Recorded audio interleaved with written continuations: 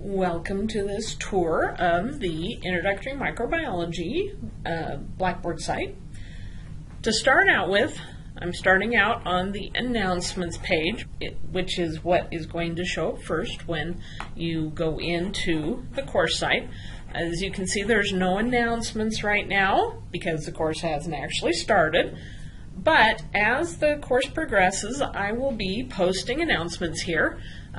They're always a good thing to read through them. I also send them as emails.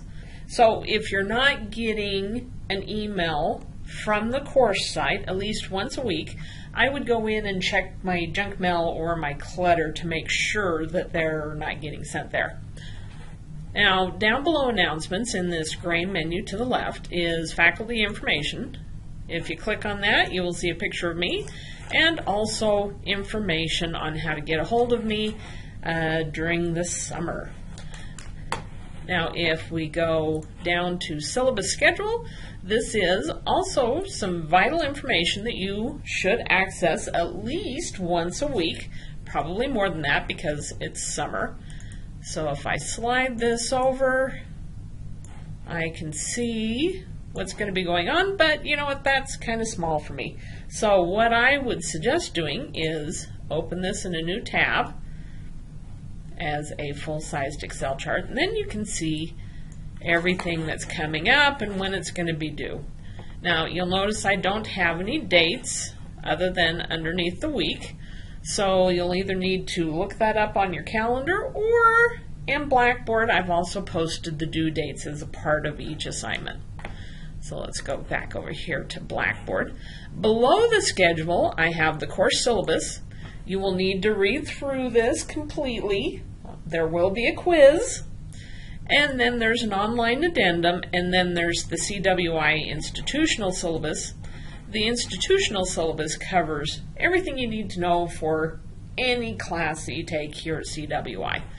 The one for the course is, of course, specific to Introductory Microbiology, MMBS 111.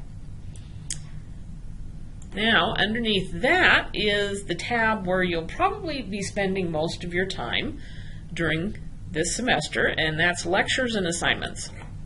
So if you click on there, you'll see first what I call an SLO pre-learning assessment. SLO is an abbreviation for student learning objectives. So I'm having you take a pre-quiz, and I'm going to compare that to a post-quiz to see how well my methods are at meeting the student learning objectives. Because I'm having you take this before you really get into learning anything, no matter what you put, you'll get full points. So don't worry too much about that. Below that I have some introductory information. Here's a welcome video, and then here is where this video is going to be eventually. Below that I have some information about study guides and the first study guide, and then we get into the chapter folders. So let's go ahead and go into the first chapter folder. The first thing that you're going to see is there should be a menu off to the side, or what you can do is you can scroll through one at a time. So you can either come over here and click on what you want to go to, or you can go in order. Now, I would recommend that you go through in order. I've set things up in order in a way that makes logical sense for what you're learning. So I would recommend that you do that. Let's go back over to the weekly objectives and due dates. This will have everything that you're going to be reading and watching, and then the learning objectives for this chapter, and then below that the assignments with their due dates. Now you'll see that there are an awful lot of assignments with an awful lot of due dates.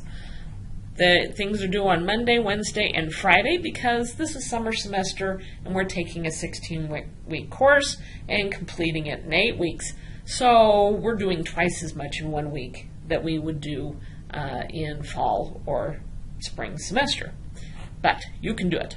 So what I would recommend is go through these in the order that I've got them. I have what I call lecture elements. This first one, for this first week, I have things to introduce you to Blackboard, Connect, Sarago. None of that makes any sense to you at this point, but if you go through and read it, then that'll help. I also have some study tips. Then we get into Chapter 1, and then at the end we have the assignments. So make sure you go through the lecture material before you get to the assignments, but be aware that I do have things due on Monday by 11:59. In this case, that would be June 4th. So make sure you start straight out.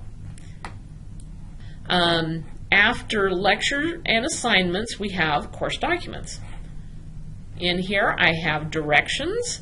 So that would be directions on things like how to participate in a discussion board, how to register for an exam, all sorts of good to-do things.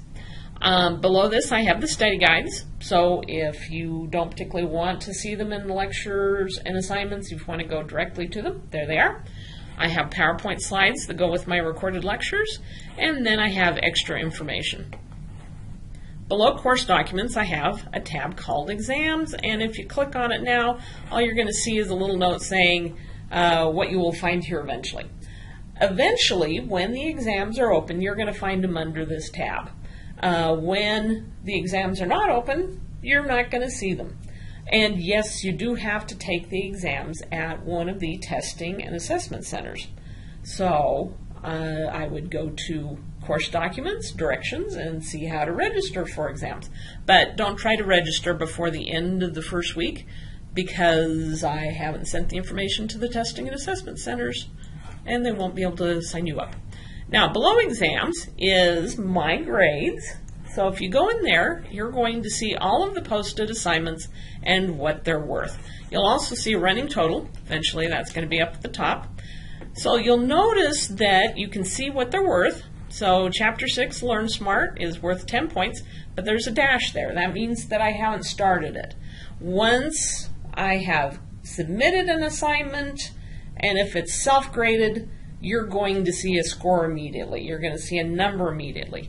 But if it's something that I have to grade, like, for example, a discussion board or an assignment that you've submitted, you will see a little check mark that says that you have successfully submitted it, but that I haven't graded it yet. Once I grade it, then you'll see the number. If the due date has passed and you still see a dash, that means eventually you're going to see a 0 there.